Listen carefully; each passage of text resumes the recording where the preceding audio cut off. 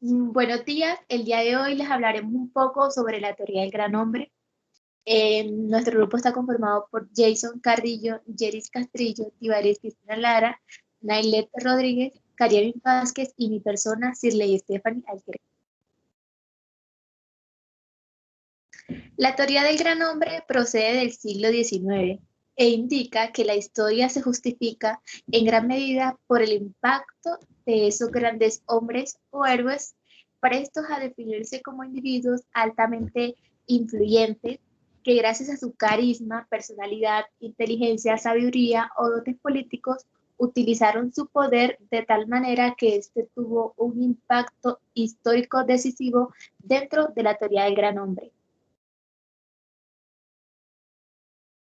A continuación, le voy a hablar un poco sobre los orígenes. Sus orígenes, los estudios de liderazgo decían que los líderes que se pensaban eran hombres, nacían con ciertos rasgos, así como con capacidad para ejercer el poder y la influencia. El liderazgo estaba compuesto por un solo gran hombre.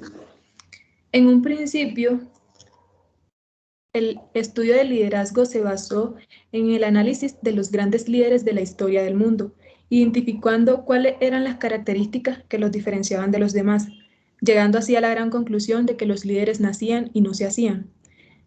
Esta teoría, enmarcada dentro del primer micronivel de la teoría del liderazgo, se caracterizó por recalcar que los líderes nacían con ciertos rasgos que los identificaban como líderes, con una capacidad innata de expresar poder e influir en los demás.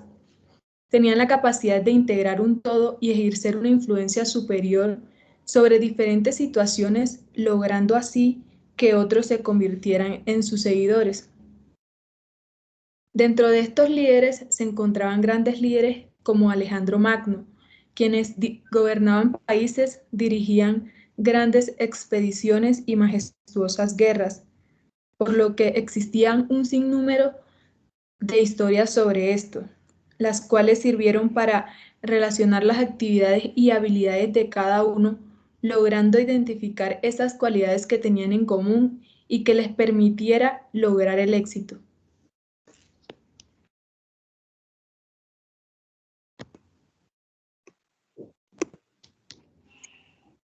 Bueno, ahora continuamos con Thomas Carlyle. Él se basaba en una metodología que iba detrás de estos personajes históricos, la que hizo que un historiador aventurara de que el hombre adecuado para liberar surge de la nada, como por arte de magia o por herencia. El historiador en cuestión fue Carles, aunque seguramente no fue la primera persona que pensó en ello. Dijo que la historia del mundo no es sino la biografía de grandes hombres, dando a conocer su creencia de que los héroes forman parte de la historia a través de sus atributos personales y de la inspiración divina. El libro de los héroes, el culto de los héroes y lo heroico de la historia, escrito por el mismo Thomas, establece su percepción de que la historia gira alrededor de las decisiones de los héroes. Por otra parte, Carlyle era uno de los líderes eficaces, que son aquellos que están dotados por la inspiración divina y sus características correctas. A falta de ciencia, método eficaz, las primeras investigaciones sobre liderazgo tuvieron centradas más que todo en esas personas que se destacaban como líderes, pero ningún método o conjunto de acciones pudieron ser desarrolladas por el hecho de que las personas que eran analizadas por Thomas eran gobernadas por hombres, es decir, que las mujeres eran excluidas de esa lista por completo. A su vez, esas personas veían esas clases sociales pudientes, por lo que gozaban de mayores oportunidades para obtener esa práctica en su liderazgo. Aquellas que tenían su estatus económico inferior estaban regidos a esas posiciones visibles de liderazgo. Por supuesto, esto era todo el análisis que realizaba Thomas. También teniendo en cuenta que él tenía como una fobia hacia las mujeres y siempre se inclinaba más que todo por los hombres.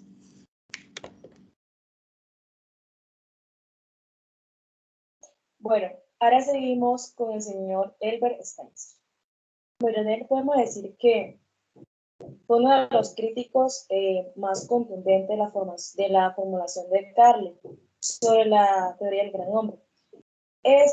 Quien creía que atribuir eventos históricos a las decisiones de unos cuantos individuos era una posición lamentablemente primitiva, infantil y no científica. Spencer criticó a Carly en el sentido en que Carly decía que los líderes nacen y no se hacen. Entonces, este señor se llegó a formular una pregunta.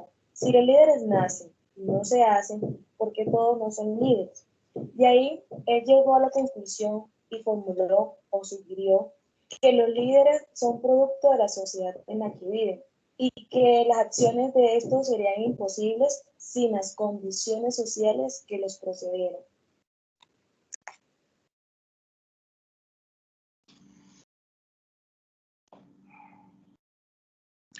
Bueno, como lo mencionaba la compañera Yeris, según la teoría del gran hombre, algunos individuos nacen líderes y poseen ciertas características que inducen a otros a querer seguirles en cualquier situación. Un ejemplo de esto es Napoleón, Gandhi o Juana de Arco, dado que se consideraba que estos grandes hombres habían sido líderes independientemente de la época histórica en la que vivieron. La mayoría de los jefes realmente poderosos que se han conocido en la historia poseían gran inteligencia, disciplina, laboriosidad e infatigable y arraigada confianza en sí mismos. Lo que esta teoría, la teoría del gran hombre, aporta como tal al término de liderazgo es precisamente esto, que un líder sí se debe caracterizar por tener inteligencia, disciplina, confianza en sí mismo, solamente de que estas características no deben ser innatas, sino que se pueden ir adquiriendo pues con el tiempo.